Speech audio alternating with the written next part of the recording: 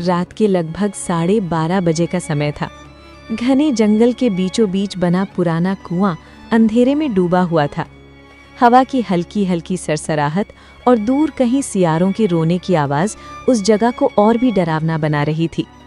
कुएं के पास खड़े विक्रम ने टॉर्च की रोशनी कुएं के अंदर डाली और अपने दोस्त रोहन से हंसते हुए बोला, देख रोहन, लोगों ने बेकार में इस जगह को भूतिया बना रखा है।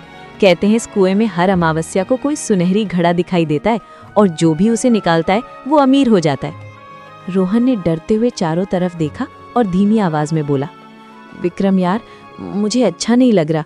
गांव के बुजुर्ग कहते हैं कि ये कुआं शापित है।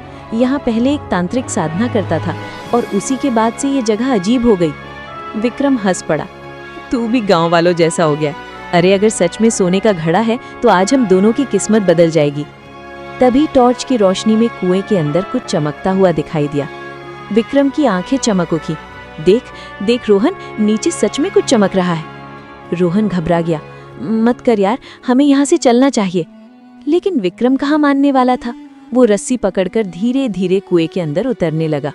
कुछ ही मिनटों में वो नीचे पहुंच गया। थोड़ी देर बाद उसने जोर से आवाज लगाई, रोहन, तू सही कह रहा था।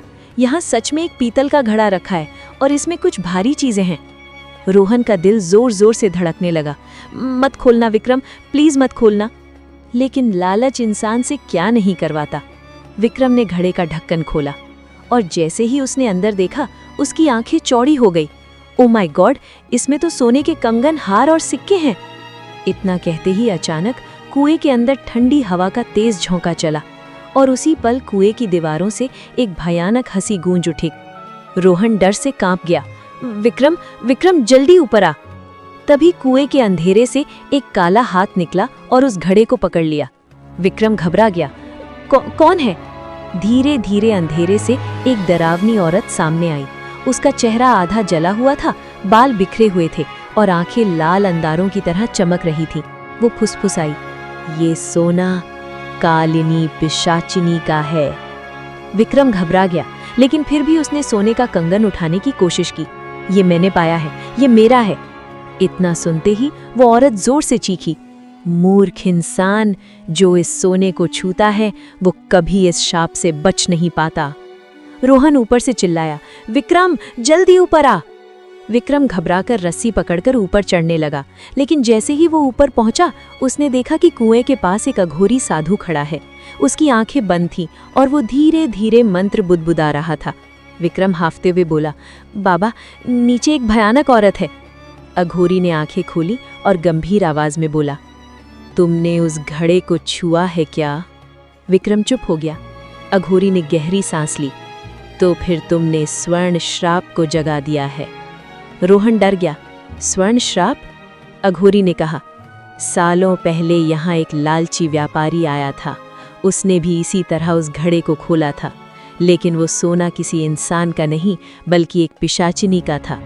विक्रम कांपते हुए बोला, फिर क्या हुआ था? अघोरी बोला, उस व्यापारी ने सोना लेने की कोशिश की और उसी रात वो पागल हो गया। कुछ ही दिनों में उसकी मौत हो गई, लेकिन उसकी आत्मा भी इस श्राप में फंस गई। रोहन और विक्रम के चेहरे का रंग उड़ गया। तभी अचानक कुएं के अंदर से वही भयानक हंसी फिर गूंज उठी। अघोरी ने धीरे से कहा, वो जाग चुकी है। अचानक कुएं के अंदर से काला धुआं निकलने लगा और उसी धुएं में से वो भयानक पिशाचिनी बाहर आ गई। उसकी आवाज गूंजी, जिसने मेरा सोना देखा है वो अब मेरी दुनिया में आएगा। रोहन डर के मारे पीछे हट गया, लेकिन विक्रम जैसे जड़ हो गया था। पिशाचिनी ने धीरे धीरे उसकी तरफ हाथ बढ़ाया। अघोरी जोर से मंत्र पढ़ने लगा। हवा तेज चलने लगी, लेकिन देर हो चुकी थी। पिशाचिनी की उंगलियां विक्रम के कंधे को छू गईं और अगले ही पल विक्रम का शरीर काले धुएं में बदलने लगा। रोहन चीख पड़ा, विक्रम! कुछ ही सेकंड में विक्रम गायब हो गया। बस जमीन पर एक सोने का सिक्का पड़ा था। अघोरी ने भारी आवाज में कहा, लालच इंसान को सिर्फ विनाश देता है। रोहन डर के मारे वहां से भाग गया। कहते हैं उस रात के बाद से हर अमावस्या को उस कुएं के पास से गुजरने वाले लोगों को किसी के मदद के लिए चीखने की आवाज सुनाई देती है और कुएं के अंदर आज भी एक सुनहरा घड़ा चमकता हुआ दिखाई देता है।